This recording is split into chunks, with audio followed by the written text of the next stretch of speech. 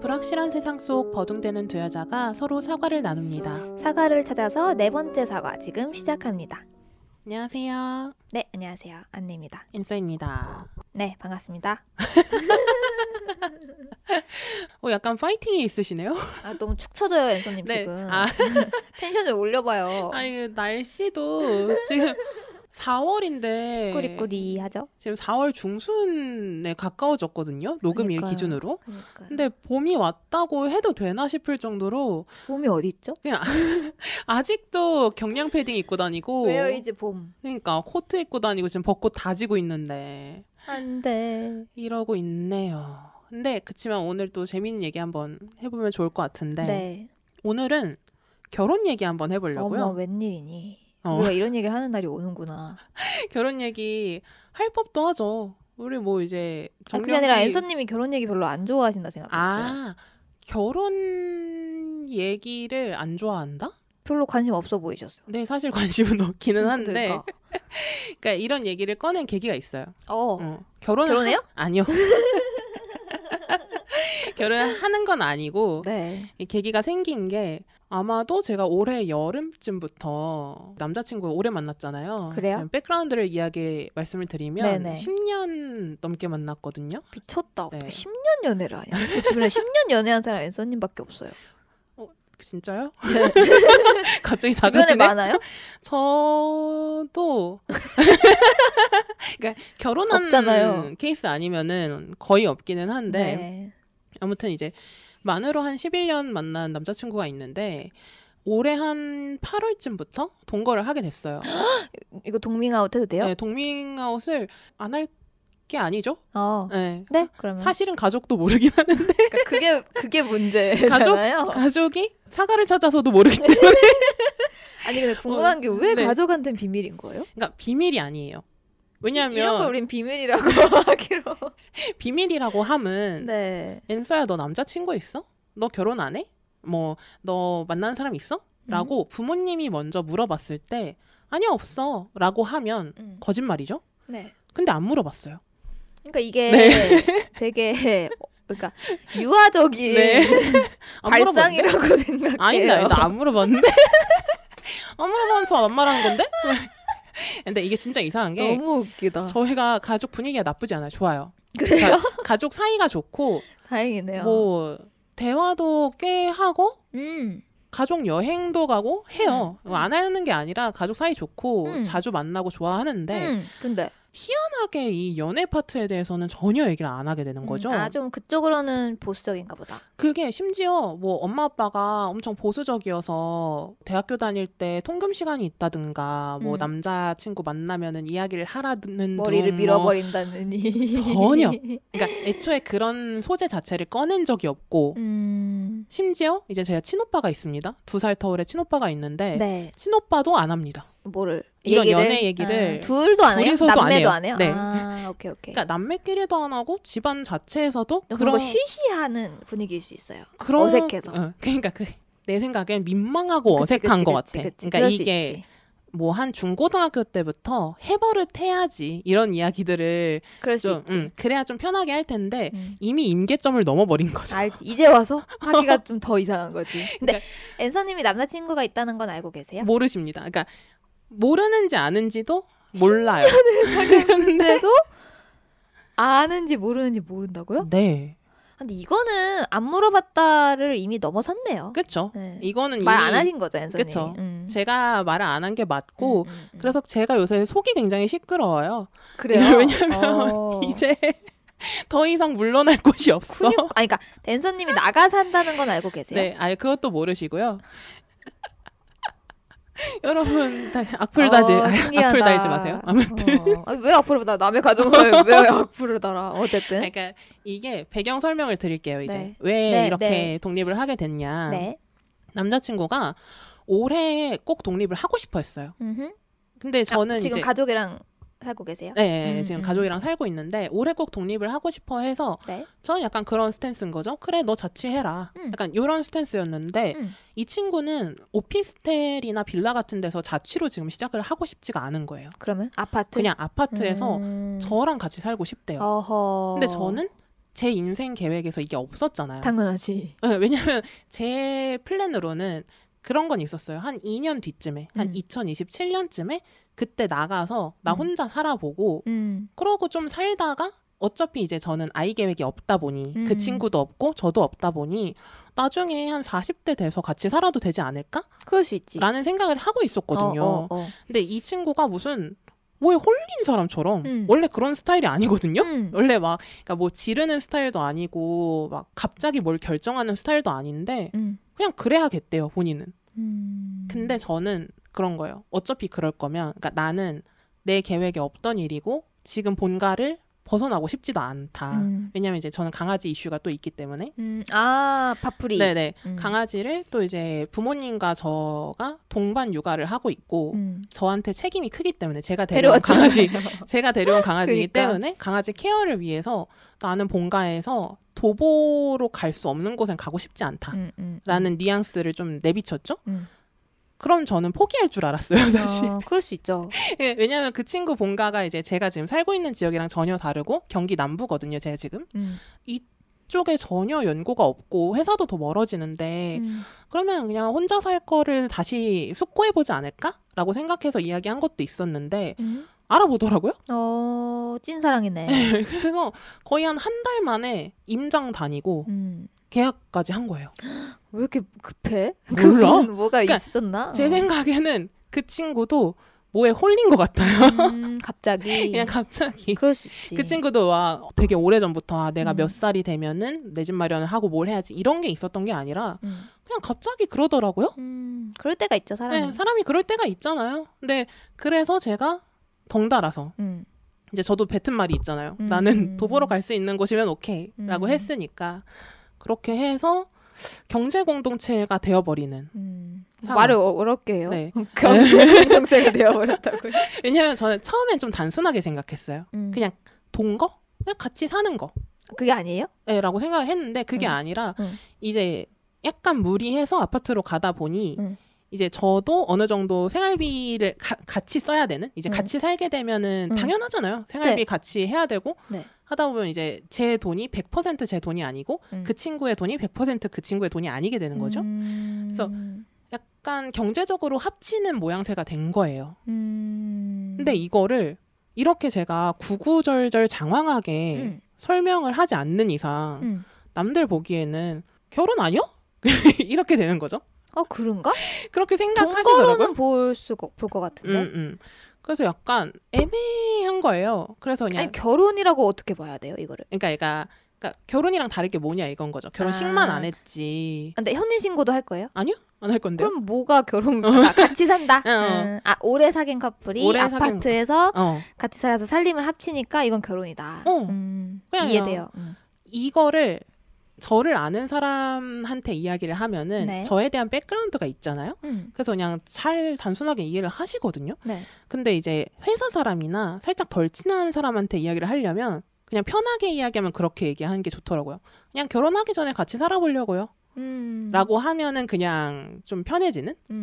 그 실제로 그게 맞을 수도 있고. 그쵸. 이제 장기적으로 보면은 실제로 그렇게 사는 게 맞는 거일 수도 있고 제가 지금 하는 게 그게 맞을 수도 있는데 네. 근데 저는 그냥 그렇게 납작하게 정의를 내리는 것 자체가 좀 꺼려지는 거예요. 그러니까 나는 결혼에 대해서는 아직 생각을 안 하고 시작한 건데 이게. 근데 또 이제 남자친구는 부모님한테 말씀드렸거든요. 그러니까 드리는 게 네, 정상이에요. 네, 네네네. 네. 네. 근데 이제 그쪽 부모님께서는 이제 또 안 하고 결혼식 안 하고 결혼하는 걸로 받아들이시더라고요. 이 상황에 대해서. 그래서 이게 또 부담스러운 거죠. 나는 결혼이라고 생각을 안 했는데 그러면은 이제 그쪽 부모님께서 또 말씀하시기를 그러니까 결혼식 안 하는 건 오케이. 근데 부모님들끼리 만나는 자리에 있어야 되지 않겠냐. 라고 이제 결혼이라 생각을. 응당 결혼이라면 응당 이제 살림을 합친다 함은 일단 이제 가족끼리의 만남도 있어야 되는 거 아니냐. 그렇게 생각할 수 있을 것 같아요. 이건 너무 당연한 수순입니다. 그렇게 생각하시는 게 너무 당연하고 합당한데 저는 너무 부담스러운 거죠. 왜냐면 앤서님은 결혼이라고 생각을 안 했으니까. 그래서 결혼이란 뭘까? 이 생각을 요새 계속 하게 되는 거예요. 근데 저 궁금한 게 앤서님 비혼주의였나요? 아니요. 저 비혼주의 아니에요. 비혼주의 아니고 제가 그냥 확실하게 스탠스를 정한 거는 그냥 아이를 가지지 않겠다. 아, 그게 확실했다. 그것만 확실하고 그거랑 결혼식을 안 하고 싶다. 근데 이제 결혼이라는 제도 자체에 대해서 제가 뭐 엄청나게 거부감이 있거나 이런 것까지는 아닌데 필수 옵션으로 생각하지도 않는 거죠. 필요하면 결혼하고 아니면은 그러니까 내가 제도적으로 혜택을 받을 일이 생기는 게 아닌 이상 굳이 뭐 결혼해야 되나? 라고 생각을 하는데 저는 이제 주변 친구들이 이렇게 생각하는 친구들이 좀 있는 편이어서 이렇게도 많이 생각하지 않나? 라고 생각을 했는데 사회에 나가보니 굉장히 비표준인 거예요. 제가 이렇게 생각을 하는 게 그러니까 꼭 결혼을 하지 않고 사는 모습에 대해서, 모양에 대해서 동거에 대해서? 이게 막 표준적이지는 않더라고요. 근데 앤서님 주변이 그런 걸 수도 있어요. 네. 생각보다 동거하는 커플 많은 것 같던데. 아, 그래요? 네. 이게 뭐 제가 식견이 좁아서 그런 걸 수도 있는데 제 상황이 이렇다 보니까 뭔가 방송적으로 이거에 대해서 내 생각도 한번 얘기를 해보고 싶고 정리하고 싶고 정리를 한번 내 지금 스탠스에서 정리를 한번 해보고 5년 뒤에 이걸 들으면 진짜 헛소리 한다고 생각할지 내가 그렇게는 안 할 것 같은데. 그쵸. 사실 그렇진 않을 것 같긴 한데 그러니까 지금 시점에서 한번 짚고 넘어가도 보고 안느님 얘기도 한번 들어보고 싶기도 하고 그래서 한번 가져와 본 거거든요. 근데 안느님은 어때요? 이 결혼에 대한 생각? 제가 결혼, 저의 스스로, 결혼? 그러니까 개인한테. 그러니까 나에게 결혼. 그러니까 뭐 예를 들면 저는 남들의 결혼은 전혀 아무런 의견이 없어요. 그런데 이제 내 결혼은 저는 결혼은 필수는 아니다. 하지만 출산은 난 필수다. 이거 얘기한 적 있죠 저희. 이 얘기를 방송 외적으로 했는지 방송에서 했는지는 정확하게 기억이 안 나는데 근데 이거는 말했던 것 같아요. 네. 결혼은 필수가 아니지만 출산은 필수다. 그러니까 이것도 근데 나한테만이죠. 나한테만이고 근데 어디 가서 얘기하면은 그게 뭔 소리야?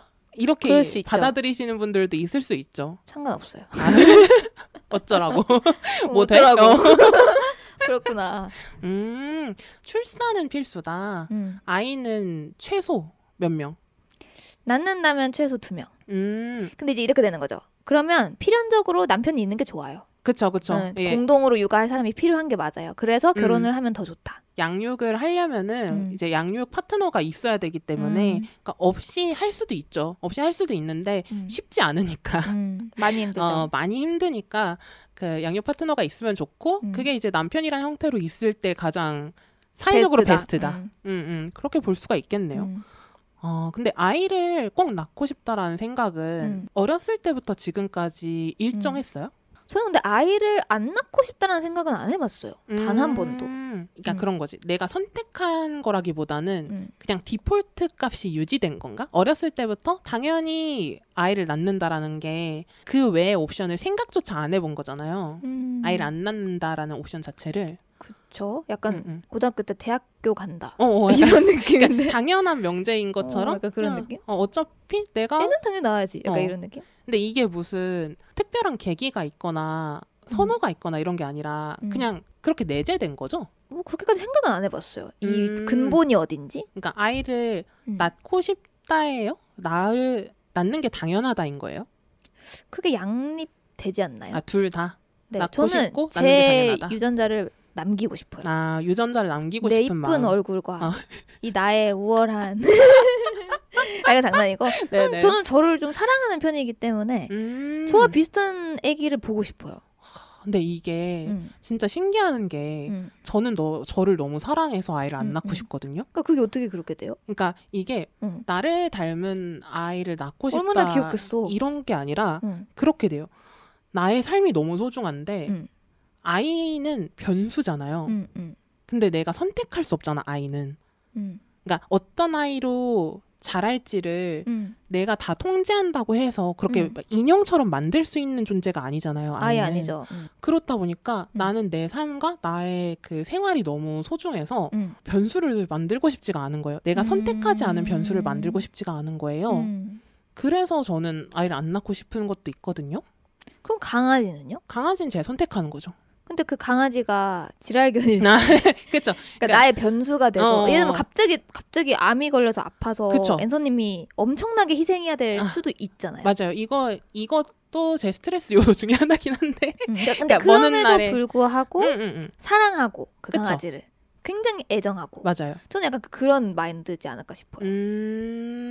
근데 이제 강아지는 그래도 태어난 강아지를 저는 이제 6개월 이상 보고 데려왔으니까 어느 정도 그런 성격 형성도 되어 있고 자라있는 강아지를 데려오는 선택을 제가 한 거지만 네. 아이는 그럴 수 없잖아요. 네네. 아이는 막 제가 막 유전자를 조작할 수 있는 것도 아니고 뭐 제 취향대로 만들 수 있는 것도 아니고 하다 보니까 그게 좀 너무 큰 스트레스로 다가와서 그래서 상상만 해도 너무 스트레스야? 네. 신기하다. 저는 근데 이런 사람이면 강아지는 어떻게 키우실까요? 왜냐면 저는 강아지가 되게 스트레스일 것 같거든요.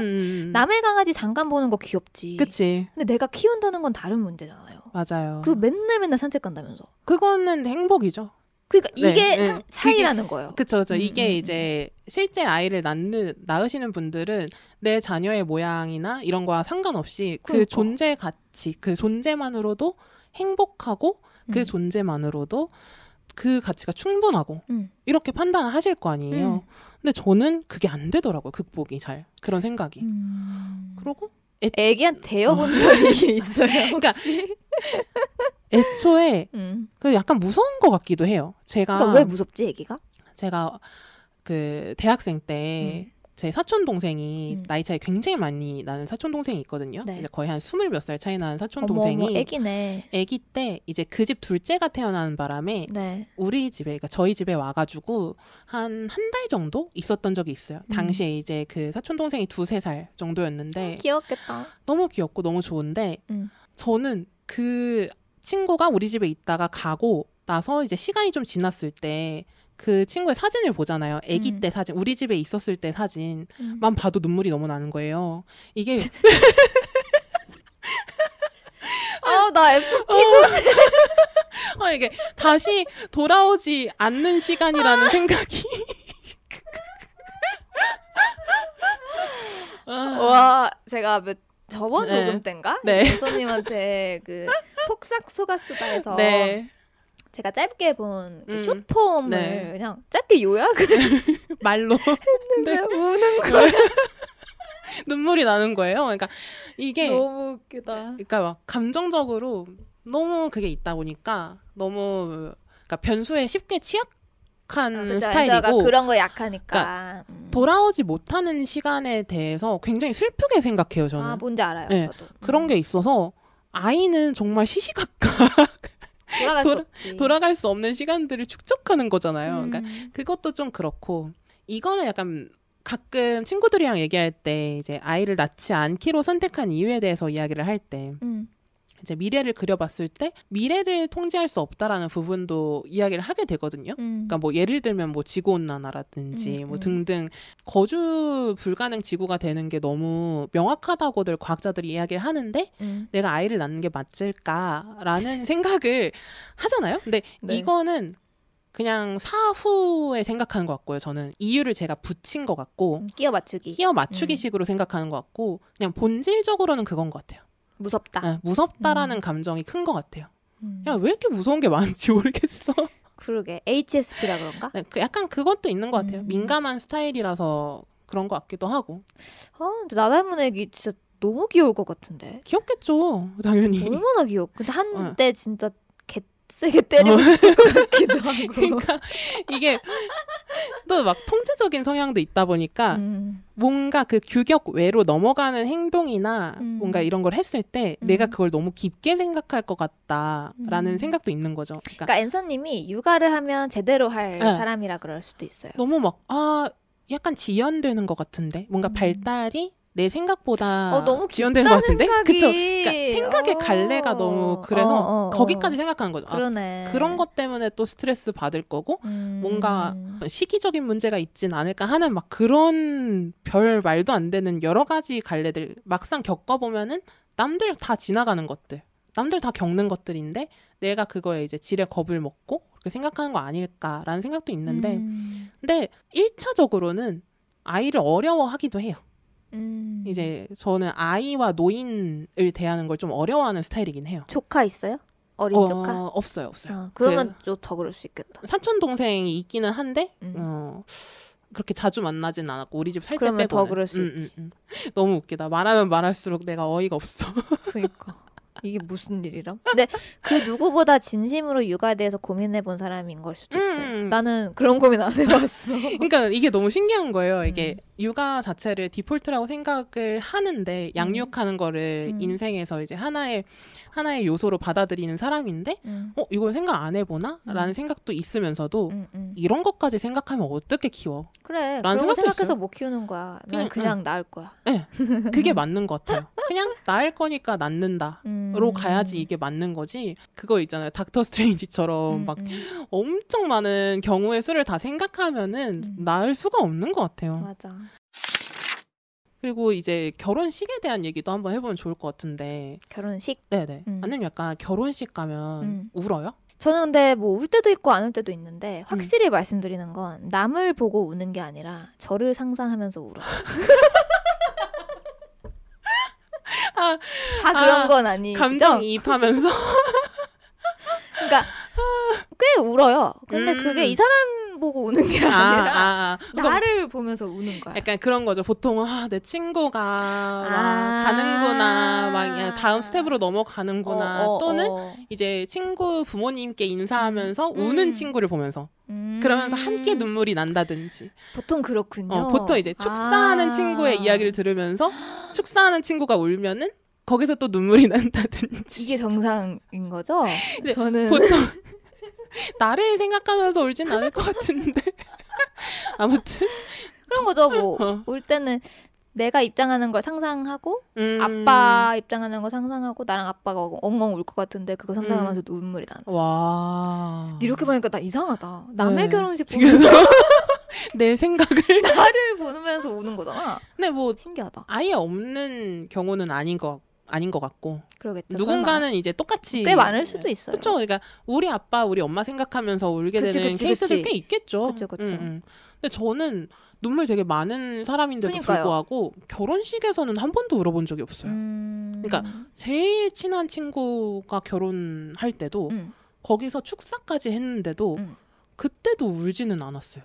왜 그런지 모르겠는데 아예 안 슬펐어요? 네, 슬픈 감정이 왜 드는지 모르겠고 그냥 기쁘다. 내 친구 좋게 결혼하니까 같이 기쁘다 이런 느낌? 그리고 심지어 사실 결혼식을 저는 이렇게 말하면은 좀 그렇긴 한데 축하해야 할 일인가?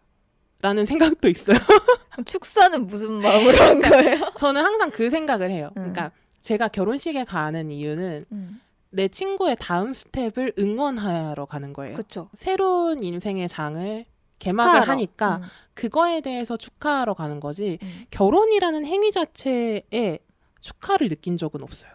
이게 왜 축하할 일이지? 이거는 거의 오기 수준 아니에요. 나는 결혼은 축하하지 않아요. 그러니까 축하하지 않는다라기보다는 그냥 어떤 느낌이냐면 축의금 같은 것도 이제 제가 결혼식을 할 생각이 없다 그랬잖아요. 네. 그러면 이제 막 돌려받을 걸 생각 안 하겠죠? 저도? 네. 그러니까 그런 생각을 해요. 나한테 소중한 사람이니까 마음을 표현하는 좋은 기회라고 생각해요. 네. 그래서 그냥 수기를 하는 거지 뭔가 언젠가 돌려받을 또는 막 이게 축하해야 마땅한 막 이렇게 생각해서 하는 게 아닌 거죠. 보통 그렇게 하나 근데? 네.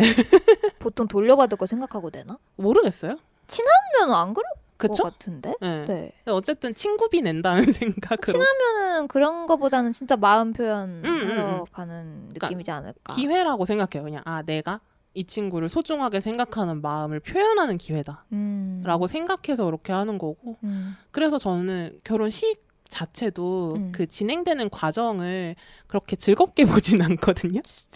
그래서 뭘 하는 걸 좋아해요. 역할이 있는 걸 좋아해요. 그 결혼식에서 사회를 본다든지 축사 또는 가방순이 다 해봤거든요. 그러니까 뭐가 제일 재밌어요? 축사랑 사회가 제일 좋았어요. 제 결혼식에 사회 후보로 올려놓겠습니다. 네네네. 어차피 범리님이랑 앤서님 둘이 해주시기로 했잖아요. 공동사회. 그래서 제가 그랬잖아요. 제가 화동만 못 해봤는데 혹시 화동해도 되냐고. 그래서 너무 웃겨. 이런 뭔가 이벤트에 역할이 있을 땐 좀 재밌어요. 그러면 이제 내가 그 역할을 소화하러 가는 거니까. 자기중심. 네. 아까 저보고 웃으셨는데. 그러니까 한 차원 위에요. 그니까요. 어이가 없네. 신기하다. 너무 웃기다. 근데 안나님은 그러면은 그 결혼식 절차들이 거의 정형화되어 있고 우리나라? 네네. 보면 그렇잖아요. 네. 보면 어때요? 그 절차들이나 이런 것들?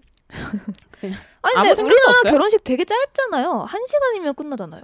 근데 그게 그렇게 길어요? 요새는 1시간도 아니더라. 요새는 막 30분 언더로 하더라고요. 그쵸. 그러니까 1시간이 이제 사실상 모든 게 포함된 1시간. 그러니까 그 예식장이 예약되어 있는. 네네. 그거가 거기서 절차가 있어봤자 얼마나 있고 굉장히 맞아. 간소화된 결혼식이라 생각하는 게 제가 인도 결혼식이랑 일본 결혼식 같다고 느꼈어요. 우리는 결혼식이 이렇게 간소화가 이건 결혼식도 아니야.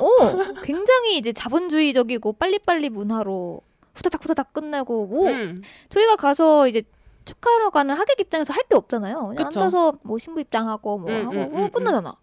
그래서 저는 딱히 그거에 대해서 생각해 본 적 없고 오히려 제가 결혼할 때는 좀 더 한국식 절차를 추가해서 좀 더 길게 좀 더 하고 싶다. 왜냐면 외국인 친구들을 불렀을 때 우리의 문화를 보여주고 싶다. 우리의 결혼식 문화를. 왜냐면 지금 너무 서양식으로 하잖아요. 그렇죠. 그래서 되게 오리지널리티도 없고 아이덴티티도 없고 우리나라 결혼식에 저는 그것도 하고 싶어요. 그 대추 무는 거. 패백이라거나 패백하는 거. 그런 것도 없어졌고 이제. 그래서 결혼식이 되게 중요한 예로부터 굉장히 중요한 행사인데도 지금은 굉장히 뭔가 이상하게 짬뽕된 느낌? 조선시대 사람 하나 와 있는 것 같아. 어디 결혼식을 짧게 서양식으로 하고 끝내려고 이런 생각이 들었어요. 그러면 안느님은 요새 이야기하는 거 있잖아요. 뭐 2년 안에 결혼한다? 제 목표? 그쵸? 네. 2년 안에 결혼한다고 하셨는데 네네. 그럼 가까운 시일 내에 있을 그 결혼식은 거의 전통 혼례에 가까운 모습이에요? 그건 아닐 것 같고 그냥 약간 일본이나 우리나라 옛날에는 패백했잖아요. 그쵸? 그렇게 짬뽕식 그러니까 퓨전식으로 갔죠. 서양식으로 시작하고 마지막에는 이제 조금 더 측근들만 남겨서 패백까지 하고 마무리한다거나 이렇게 좀 원래 퓨전식 우리 어머니 세대 결혼했을 때 약간 그런 느낌으로 가지 않을까? 재밌겠다. 생각만 해봤어요. 잘 뭐 정확히는 근데 저는 이런 꿈도 있고 전 플러스 해외 결혼식 있잖아요. 네. 뭐 유럽에서 한다거나 아니면 미국에서 진짜 가족들만 모아서 막 해변에서 한다거나 그런 로망도 있어요. 근데 진짜로 저도 정말 돈이 리미트 없이 있고 결혼식을 꼭 해야만 하면 저도 그냥 가족들끼리만 정말 해외에서? 멋지게 해외에서 하면서 그러니까 같이 휴가를 보내는 느낌으로 하면 좋을 것 같아요. 좋을 것 같아요. 안느님 결혼식 재밌겠다. 이러는데 와가지고 언제 끝나? 내가 그때 분명히 절차 싫다 했는데 더 늘려가지고 1시간 반을 하네요. 근데 저는 이제 해외 결혼식 참여했을 때 내가 이방인이라 그런 걸 수 있지만 지루하다고 느끼지 못했어요. 하나하나 너무 재밌고 문화를 배워가는 느낌이어서 재밌었어요. 근데 확실히 예전에 안느님이 그 인도 결혼식에 대해서 자세하게 말해준 적이 있었거든요. 아마 맞아, 찾아보시면 그 지지익선 인도 결혼식 치면 나올 것 같은데 왠지. 근데 막 풀어줬었는데 저는 그렇게 하는 거 좀 재밌는 것 같긴 해요. 그러니까 아싸리 3, 4일 해야 돼. 근데 아싸리 할 거면 진짜 무슨 문화 행사 하나의 컨텐츠 문화 행사 그리고 모든 사람들이 다 인볼브된 그러니까 그런 느낌으로 하면은 오히려 더 기억에 많이 남고 마땅히 해야 할 일로 지나갈 것 같기는 해요. 왜냐면은 이 우리나라 결혼식이 보통 이제 주말에 예를 들어서 뭐 토요일 3시라고 생각해보죠.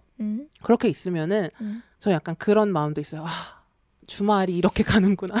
진짜 죄송해요. 근데 너무해요. 좀 이렇게 진심으로 축하 좀 해줘요. 여러분도 한번 말씀을 댓글로 한번 달아주시면 좋을 것 같아요. 안 친한 거 아니에요? 아니요. 친해도 그러니까 역할이 있으면 오케이. 그러니까 내가 뭔가 가서 뽐내는 시간. 누가 자기중심적인 나르시시스트지?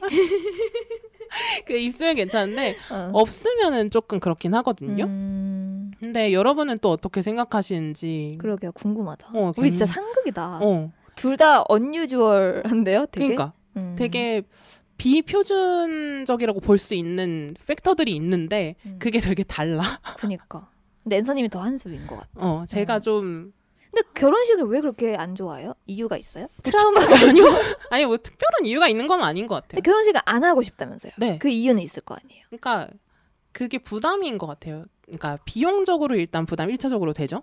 결혼식이라는 거 자체가. 요즘 얼마나 써야 되지 결혼하려면? 그것도 모르겠어. 1억 쓰나? 그러니까 이것도 너무 폐쇄적이잖아요, 시장이. 그러니까 시장이 어쩔 수 없이 밖으로 공개적으로 가격을 내놓기가 어려운 시장이다 보니까 지금은 좀 나아졌다고는 하는데 그래서 얼마가 드는지도 모르겠는데 굉장히 많이 드는 건 알겠고 그리고 저는 일단 아까 이야기했지만 결혼이라는 거 자체가 축하받을 일이 아니라고 생각하잖아요. 근데 이게 내가 남한테도 마찬가지지만 남도 나한테 축하할 일도 아니라고 생각하거든요. 그렇다 보니까 왜 나의 결혼 때문에 다른 사람들이 그 귀중한 시간과 돈을 써서 그거를 할애를 해야 될까? 그 많은 사람들이 자신들의 자본을 그러니까 시간 자본과 금전적인 자본을 왜 할애를 해야 하지? 라는 생각이 있는 거죠. 그러니까 앤서님이 본인이 그렇게 생각하니까 네. 남들도 그럴 것이다 라고 보는 거죠. 그렇게 안 했으면 좋겠고 뭐 기왕 한다면 차라리 그냥 가족끼리는 따로 하고 가까운 친구들만 모아서 그냥 맛있는 거 먹고 서로 인사시켜주는 자리 정도는 만들고는 싶은데 그게 아니라 그러니까 아예 식자체는 별로 안 하고 싶다는 거죠. 신기하네요. 그쵸. 이거 되게 이상한 생각일 수도 있는데요. 근데 뭐 또 모르죠. 저 같은 사람 어디 있을 수도 있어요. 있을 것 같아요. 소수로. 꽤 소수로 있을 것 같아요. 근데 진짜 그러면은 혼인 말고도 꼭 결혼이 아니어도 어쨌든 사람이 사람 없이 살 수는 없잖아요. 네. 그건 어떻게 생각해요? 이제 사람 혼자 살아가는 존재라고 생각해요? 아니면은 사람은 사람 없이 살 수 없는 존재라고 생각해요? 인생은 뭐 혼자다라고 생각은 하지만 결국엔 이게 사람들 사이에서 혼자인 거지 진짜로 혼자로 살 수는 없다. 그쵸. 이게 저는 예전에는 그게 강했거든요. 아, 살면 어차피 혼자 사는 거야. 그러니까 인생은 그러니까 어쨌든 혼자 스스로 독립적인 개체로서 경제적으로도 정신적으로도 내가 단단하면 그럼 괜찮아라고 생각을 했는데 살다 보니 아닌 거 이제 깨달은 거죠. 제가 너무 나이브하게 생각을 했던 거고 인간은 어쨌든 그 주변에 사람들이 필요한데 그게 결국에는 최근에 드는 생각은 그게 다 부양을 위해서인 것 같은 느낌인 거예요. 뭐가요? 그러니까 신체적으로 내가 자립할 수 없을 때 부양해줄 존재가 필요해서 사람들이 이렇게 가족을 일구고 사는 건가? 저희 이 얘기 한번 하지 않았나요? 그랬나요? 왜냐면 그때 제가 아이에 대해서 또 질문을 받았었는데 범례님이랑 앤서님 앞에서 아이가 나중에 내가 늙고 병들었을 때 누가 날 케어하냐 그런 걸로도 아이가 필요하다 했더니 이제 범례님이랑 앤서님이 저를 막 공격했어요. 아이가 그 부양의 수단으로 돼서는 안 된다. 내가 그런 얘기 아니에요? 약간 그런 뉘앙스로 해석할 수 있을 것 같고 근데 그럼에도 불구하고 그 어쨌든 부양해야 하는 존재는 필요해서 가장 편한 형태로 사람들이 결혼을 하고 있는 거 아닐까라는 생각이 든 거죠. 근데 애초에 이 결혼이라는 것 자체도 특히 연애 결혼이라는 게 역사가 길지가 않더라고요. 그러니까 일부일처제 역사가 짧죠. 그렇죠. 일부일처제 역사가 짧고 이게 19세기 후반에서 20세기 초반 들어서야 그때서야 로맨스라는 개념이 좀 생겼대요. 그러니까 그 전까지는 다 정략 결혼, 계약 결혼. 저희 할머니도 그렇게 얼굴도 모르고 결혼식 날 얼굴 봤는데 얼굴이 반반해서 괜찮아. 그러니까 저희 할머니 세대만 해도 그러니까 그렇게 먼 과거는 아니잖아요. 100년 이내잖아요. 그렇죠. 그러니까 그 100년 이내에서도 정략 결혼이 당연한 거였고 그때도 연애 결혼이 흔한 게 아니었는데 하물며 19세기 후반에서 20세기 초반 그때서야 미디어에서 그러니까 문학 같은 데서 연애 결혼 같은 게 나오고 자유연애라는 개념이 나오고 그러고 나서야 사람들이 로맨스라는 거를 생각을 했다는 거는 사실 이 낭만적인 연인 관계라는 것 자체가 허상이다. 그 인류 역사 전체로 봤을 때 굉장히 짧은 역사를 가지고 있고 지금도 사람들이 사랑이라는 거는 결국 그냥 미디어나 그런 문학 작품 같은 데서 학습하는 거고 사실은 존재하지 않는 거 아닐까? 진짜 비관의 끝이다. 그런가요? 사랑에 대한 비관. 근데 저는 그러니까 대신에 그건 거죠. 낭만적인 사랑 이런 거 말고요. 의리, 우정 이런 걸로 해석을 하는 거죠. 내 옆에 있을 파트너들은. 그러니까 뭐 남자친구도 마찬가지고 오래도록 지금 관계를 유지하고 있는 친구들도 마찬가지고 그냥 곁에 있었으면 좋고 제가 다 애정하거든요. 다 사랑하고. 근데 이게 남자친구를 포함해서도 다 낭만적인 사랑의 개념이 아니라는 거죠. 뭔가 그 낭만적인 사랑과 우정 같은 사랑을 구별짓고 이제 앤서님만의 기준이 있는 걸 수도 있죠. 그건 다른 거다. 약간 연대의식에 가까운 것 같아요. 저는. 그냥 주변인들을 떠올릴 때 하는 그런 사랑에 대한 개념 자체가 가족도 포함해서 그런 생각이 들어요. 근데 이게 왜 그런지는 생각을 좀 해봐야 될 것 같아.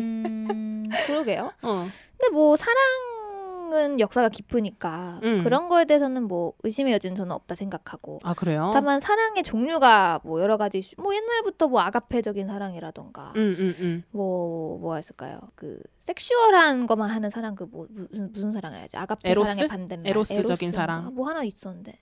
어쨌든 네. 뭐 그런 사랑들부터 뭐 그리고 뭐 정말 예전 신화에도 내려오는 건 항상 사랑. 저희 그 예전 성경에도 사랑이 정말 많이 기록이 되어 있거든요. 근데 이제 사랑의 종류는 많고 사랑은 분명히 인류를 이끌어가는 큰 원동력 중 하나고 인류가 어떻게 보면 굉장히 제한적인 동물일 수밖에 없는 그런 거의 원천이 또 사랑일 수도 있다고 생각하거든요. 그래서 그런 거에 대해서는 저는 이견은 없어요. 사랑. 근데 그러니까 내가 말하는 건 그건 거지. 사랑이라는 건 오케이. 존재하는 거고 네네. 그 사랑이라는 걸로 사람들이 살아가는 것도 맞아. 네네. 근데 우리가 기본적으로 떠올리는 연인 관계에서의 사랑 있잖아요. 이성애적인 사랑. 네네. 그러니까 이게 3년 이상 지속될 수 있는 감정인가라는 근본적인 물음이 있는 거죠. 저는.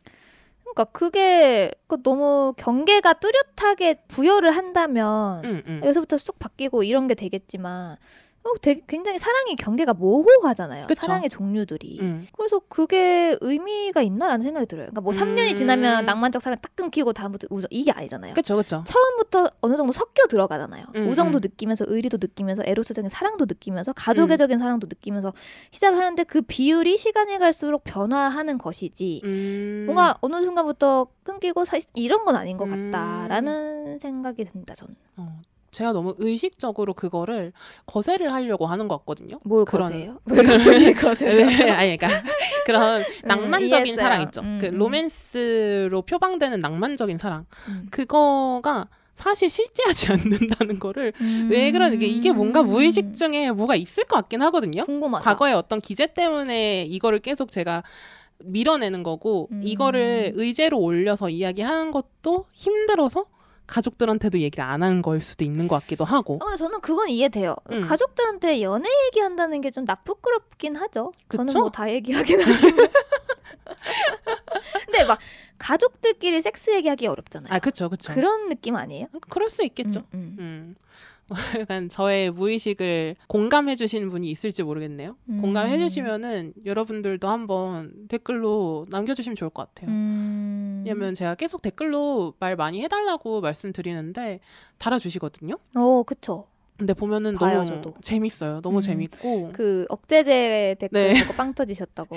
그게 너무 웃겼는데 저희가 이제 둘이서 하다 보니까 너무 편해 보인다, 둘이. 사실 너 약간 그런 뉘앙스였죠? 너네들 방송하고 되게 쿨하게 헤어지는, 그러니까 가깝고도 먼 관계인 줄 알았는데 생각보다 너무 가까운 것 같다. 둘이 해보니까 셋이 할 때 나머지 한 명이 억제제였던 거 아니냐? 범례님이죠. 이제 범례님이 나와 앤서 사이의 억제제였다.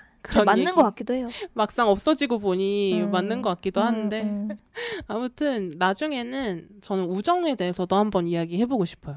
이 친구 관계. 저는 앤서님이 우정 얘기를 하셔서 생각난 게 제가 최근에 읽었던 책 위대한 대화라는 책에 한 사람, 그게 이제 인터뷰의 역금이어서 여러 명, 한 10몇 명의 이제 좀 대단한 분들의 인터뷰가 엮여있는 모음집인데 그 중에 한 분의 주제가 인생에서 제일 중요한 건 우정이다 라고 주장을 했던 파트가 있었어요. 저는 그게 좀 인상 깊었거든요. 왜냐면 우정은 사실 좀 등한시되는 경향이 저는 좀 있다 생각해요. 맞아요. 사랑보다 특히 현대사회에서. 근데 이제 그분은 우정이 최고다. 그래서 좀 인상 깊게 읽었던 기억이 나요. 그 파트를 저도 한번 읽어보고 엔서님 좋아하실 것 같아요. 나중에 한번 우정에 대해서도 제가 최근에 또 우정에 대해서도 많이 생각하고 있거든요. 저도 포함되나요 혹시? 네. 안내님도 심지어 포함이 됩니다. 대박이다. 네. 개 좋다. 우정에 대해서 좀 많이 고민하고 생각하는 시간이 있었어서 이거에 대해서도 나중에 한번 이야기해보면 좋을 것 같아요. 좋다. 그러면 오늘 얘기는 이렇게 마무리해볼게요. 이렇게 결혼 얘기하다가 네. 끝났네요. 네. 오늘의 사과는 마음에 드셨나요? 네, 여러분들의 사과도 나눠주시길 기다리면서 저희는 새로운 사과와 함께 다음 에피소드로 돌아오겠습니다. 감사합니다. 감사합니다.